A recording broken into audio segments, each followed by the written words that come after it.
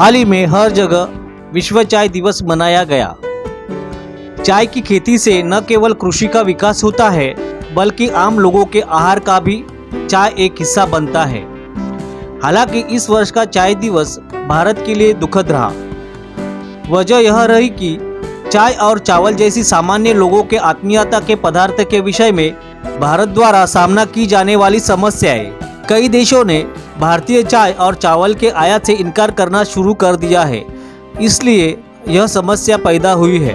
Bharat, Thailand, Pakistan, चीन और नेपाल जैसे देश विशेष रूप से चाय और चावल का उत्पादन करने और उन उत्पादों को अंतर्राष्ट्रीय बाजार में लाने के लिए संघर्ष करते रहते हैं। इस प्रतियोगिता का कई तरह से विज्ञापन किया जाता है।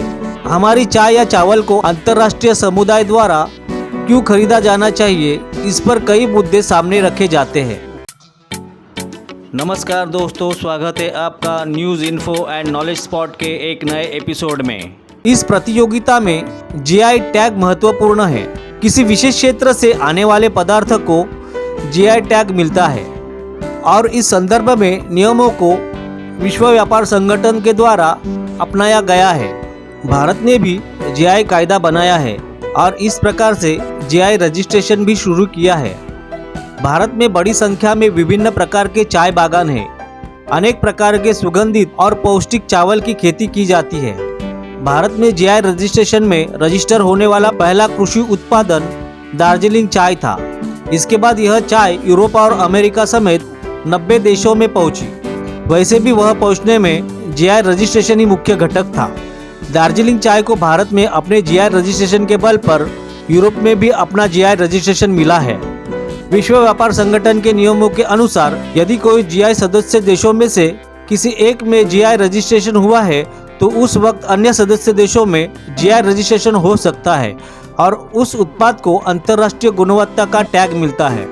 दार्जिलिंग चाय को वैसे वह मिल गया और उत्पादन के 60% चाय निर्यात होने लगा। विदेशी मुद्रा के लाभ के साथ साथ किसानों को होने वाला लाभ भी महत्वपूर्ण था। यह देखकर जब दूसरों ने दार्जिलिंग चाय बेचना शुरू किया तो जीआई रजिस्ट्रेशन होने के कारण दार्जिलिंग के चाय उत्पादकों का दावा आसान हो गया। उन्होंने 16 क्लेम जीत लिए। चावल के साथ भी ऐसा ही हुआ। इस तरह भारत में बासमती चावल के लिए जीआई लिया गया और वह दुनिया में पहुंच गया। इसका भी लाभ विभिन्न 6 राज्यों के कई किसानों को हुआ।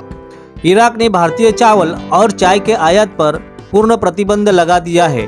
अन्य कारणों पर भी चर्चा की जा रही है, लेकिन असल वजह यह है कि पाकिस्तान ने भी जीआई कानून बनाया और अपने बासमती चावल का जीआई में रजिस्ट्रेशन करवाया। नेपाल ने भी अपनी चाय को जीआई के साथ रजिस्ट्रेशन करवाया और अंतर्राष्ट्रीय बाजार में भेजा। संक्षेप में, भारत के पड़ोसी देशों में उत्पादित चावल और चाय ने इसे अंतर्राष्ट्रीय स्तर पर एक अलग स्पर्धात्मक टक्कर देना शुरू कर दिया।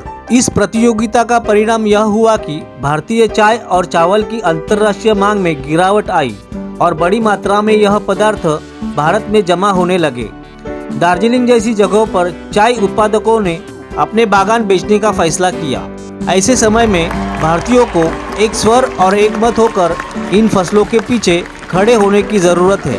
विदेशों में रहने वाले अनिवासी भारतीयों को भारतीय चावल और चाय खरीदने के लिए प्रोत्साहित करना और इन उत्पादों को भारत में उचित मूल्य पर प्राप्त करने के लिए प्रयास करना भी आवश्यक है। यदि हम सस्ते चावल या चाय के पीछे जाते हैं तो हमें अन्य देशों से आयात की गई घटिया गुणवत्ता वाली चाय पीनी पड़ेगी, लेकिन हम अपने विशेष स्वास्थ्य पदार्थ से दूर हो जाएंगे। जिन्हें जीआई प्राप्त हुआ है, ऐसे चावल और चाय के लिए विदेशी बाजार की जरूरत है। देश के लिए विदेशी मुद्रा आवश्यक है। श्रीलंका और पाकिस्तान के उदाहरण को ध्यान में रखते हुए सरकार को देश स्तर पर आवश्यक योजनाओं को लागू करना चाहिए। भारतीयों को भी कोशिश करनी चाहिए कि उनकी चाय और चावल एक बार फिर अंतर्राष्ट्रीय बाजार में आए। सोशल मीडिया का उपयोग करके हम भी अपने उत्पादों का प्रचार कर सकते हैं। इसमें कोई शक नहीं है कि देश के लिए कुछ करने की इच्छा रखने वाला हर व्यक्ति देश की अर्थव्यवस्था में योगदान देना पसंद करता है, भले ही वह कितना भी छोटा क्यों न हो। सब्सक्राइब करें, लाइक करें, कमेंट करें और वीडियो पसंद आया तो शेयर करना ना भूलें।